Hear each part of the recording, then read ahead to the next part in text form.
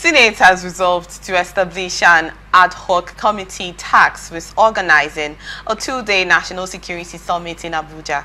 The summit is expected to include federal, state and local governments, as well as traditional institutions and stakeholders in the sector to develop viable solutions to the country's persistent insecurity challenges.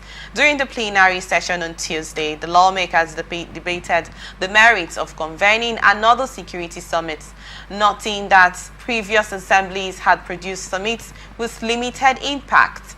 Proponents argued that fresh engagements that would bring together a wider cross-section of stakeholders could yield new ideas, forge a unified national security framework, and equip the military with updated strategies. On a similar development, retired military generals have again called on the federal government to urgently equip the Nigerian armed forces amid growing concerns over the resurgence of terrorist attacks and killings in the northeast. This comes as the House of Representatives on Tuesday expressed deep concern over a recent deadly attack on a military facility in Giwa, Borno State, describing the incident as a glaring indicator that Boko Haram insurgents are better armed than the military.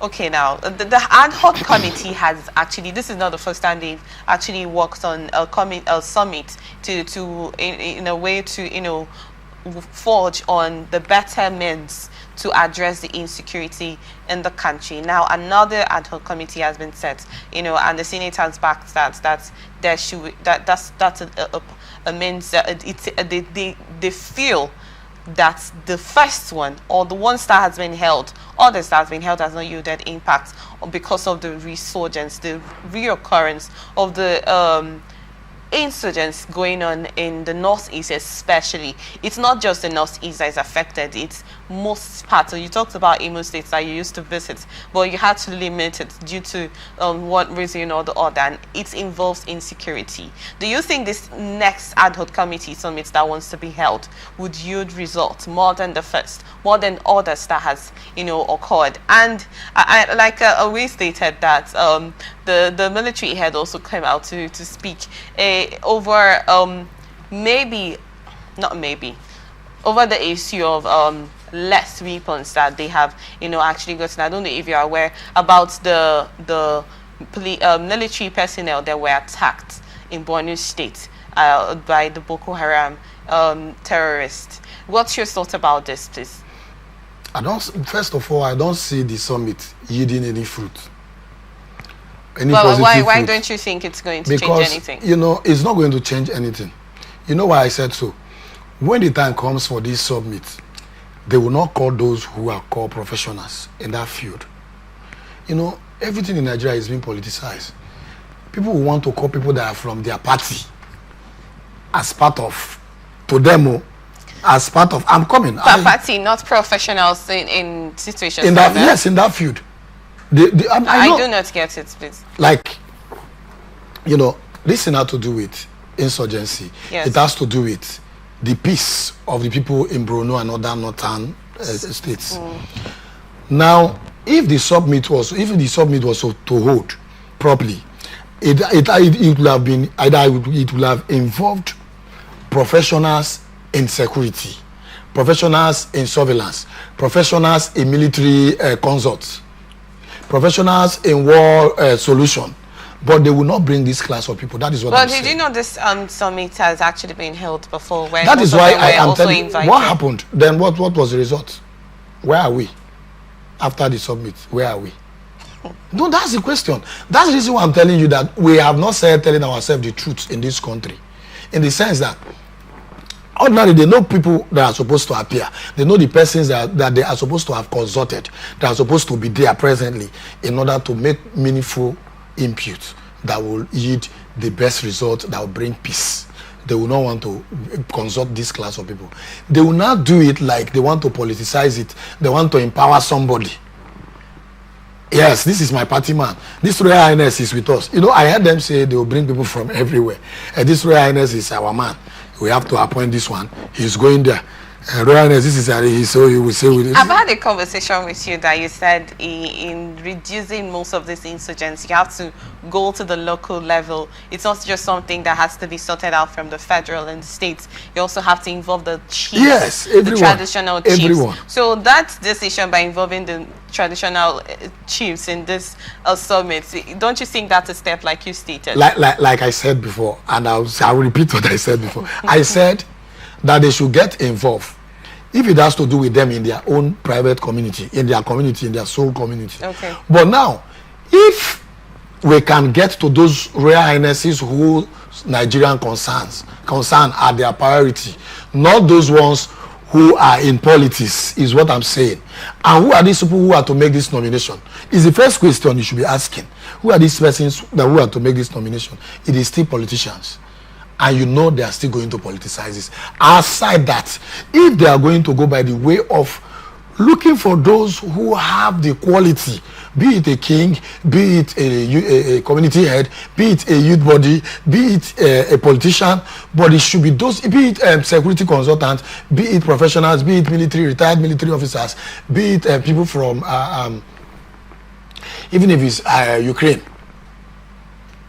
It shouldn't be politicized. That's my stand. If they are to do it, they should look for professionals in that field who can come up with ideas that will put this nonsense to stop. They shouldn't bring people because they want to help them. They will say, I want to empower you now. Hey, that program that you're going to, there will be money attached. So that is your own settlement for all you've been doing for us in our party. If they do away with that, believe ye me, we will have results. That is the reason why I did ask you where we are after the previous one. If they will do that, I will be 100% in support. I will lend them my voice to say that Boko Haram should be dealt with and that peace should come to the north.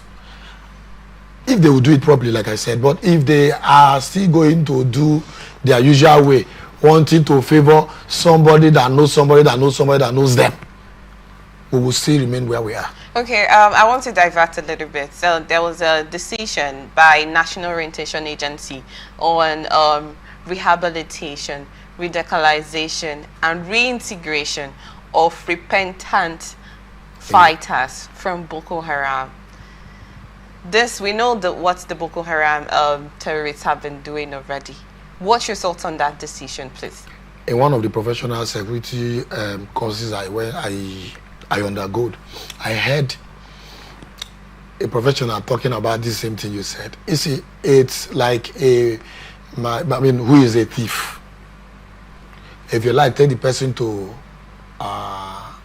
what they call them, take the person, either baptize this person and either place this person in one rehab. A thief is a thief. That is the reason why I hear people say, once an honorable remains an honorable. You see, you are asking somebody who has information, who is related to people who kill people. You say you have trained the person has repented, and you want to put the person in military. Like, how? Somebody who has information, he has their number off, on his own, he has their number even without phone. Why do you think they are sabotaging them? Why do you think they keep on killing militaries, our military personnel? Why do you think they ambush them? Where do you think these informations are coming from? You are telling somebody who is already part of them. You don't know if he's even the general commander. He has come to tell you that he has repented, or for him to get information from you. So he will be passing information back to them, and he's telling you he has repented and he has gone for a 1 year rehab. He has done that. My brother, my dear sister, I'm telling you that a thief is a thief. A criminal is a criminal. Somebody that is a Boko Haram. Is it this thing that they are doing? Is it because they have decided, they have vowed to see the end? It does not matter. All they are doing is to devise more means in order to get more information and to see how they will keep killing people. They should not come and tell us they want to revive. That's just an English language, English words.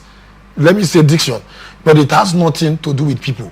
Human reasoning is different. Human reasoning is just as the same way our faces are different. So if they are coming with that step in order to take the lives of, because we know the sacrifices most of this military personnel take to fight for the peace and harmony and security of the country, and most of them, their lives. There was one particular one of, it's also in Bornu, where this military personnel were actually taking some of the habitants that were affected to some parts of a secure environment, and they were, you know, ambushed, or there was an explosion of some sort, if I'm not mistaken, in that instance. So we know so much sacrifices that most of this military personnel have been taken. So if, like you stated, that this Boko Haram terrorists are this part of repentancy, they are using that as a means to get more information, to cause more than they have done, what should the intelligence body of the Nigerian national security sector do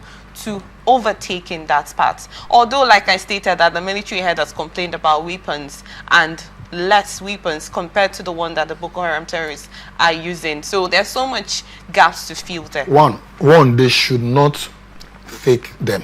They should not include these people again in military. It will save us. Two, concerning the arm, you are aware that during Jonathan, there was a time arms were bought. You are aware in this country. At the time, they say accusing one of the Niger Delta, whatever, that he, instead of him to get the exact ammunition they wanted, that he bought for himself. I know they were just alleging. But then, after then, in Buhari's own regime, something happened. They still went. And I know that there is always high budget for military purchase. Who should be blamed? Who should be responsible? Who should be held? Is another thing. Now, this arm that these people are using, who bought and who gave to who? Who is in charge of the military? And who is in charge of the Boko Haram? If this whole thing must stop, first, like I said before, I'm not a total security professional. I'm only an associate because of my private security company. Now, we would have to consult what? We will have to consult the countries that have the best ammunition, and the Air Force will have to be involved. Talking about countries that have the best ammunition, do you know that Russia has actually decided to collaborate us in the parts of getting weapons to fight reduce the issue of insecurity in the country? You think Russia is the only country that has the best ammunition? I'm just saying that Russia has actually joined hands in that situation. As they joined hands, what are the names of the ammunition they brought? Because you are aware, the military, they are lamenting that the arms these people are carrying is heavier than theirs and has more strength. Cannot be compared with theirs. That's the reason why you see me citing them, consulting WAD to get the best ammunition, train people outside this country, professionals, not just because you saw them that they're in military. We have people who are sabotaging. We have malls everywhere. There should be these professionals who are out there to be trained, and once they are done training them, I told you about the drone.